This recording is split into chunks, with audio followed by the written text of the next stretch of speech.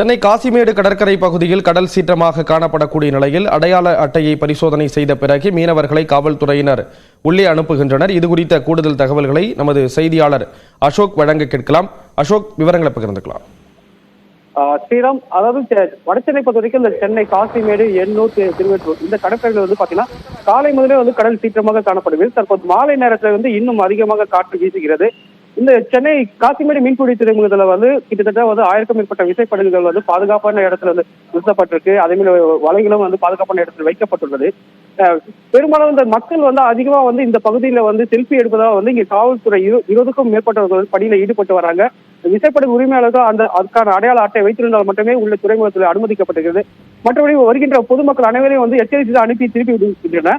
இன்னும் மேலும் இரவு வேகம் அதிகரிக்கக்கூடும் என்பதால் 24 மணி நேரம் கண்காணித்து வருகிறார்கள். ஸ்ரீராம்,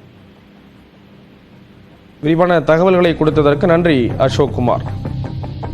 தொடர்ந்து சென்னை திருவான்மியூர் கடற்கரை பகுதியில் கடல் சீற்றமாக காணப்படுவதால் கடற்கரையிலிருந்து பொதுமக்களை காவல்துறையினர் வெளியேற்றி வருகிறார்கள்.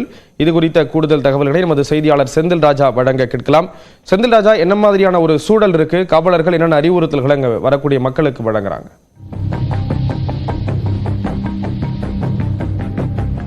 ஸ்ரீராம், இன்று மதியம் முதலே இந்த திருவான்மியூர் கடற்கரையானது அதிக சீற்றத்துடன் காணப்படுகிறது. குறிப்பாக இந்த புயல் உருவான நேரத்திலிருந்து இந்த கடல் சீற்றமானது அதிகரித்து காணப்படுகிறது. கடல் அலைகள் மிக ஆக்ரோஷமாக வருவதை நம்மளால் பார்க்க முடிகிறது. இந்த நிலையில்தான் இன்று அந்த அவ்வப்போது மழை சென்றதன் காரணமாக இந்த திருவான்மியூர் கடற்கரைக்கு அதிக அளவில் பொதுமக்கள் வரக்கூடிய நிலையில் இன்று பெரிய அளவில் கூட்டம் எதுவும் கிடையாது. இருந்தாலும் இந்த மாலை நேரத்தில் ஒரு 200க்கும் மேற்பட்ட பொதுமக்கள் இந்த கடலை ரசிப்பதற்காக வந்திருந்தார்கள். அவர்கள் கடற்கரையில் உள்ளே சென்று கடல் அருகே நின்று அந்த அலைகளை பார்த்து வந்தார்கள்.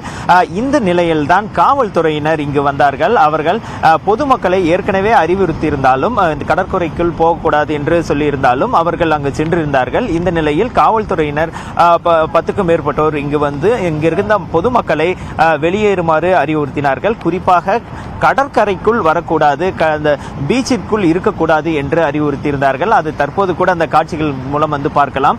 தொலைதூரத்தில் இருக்கக்கூடிய அந்த பொதுமக்களை கூட வெளியேற்றி வருகிறார்கள், அறிவுறுத்தி வருகிறார்கள்.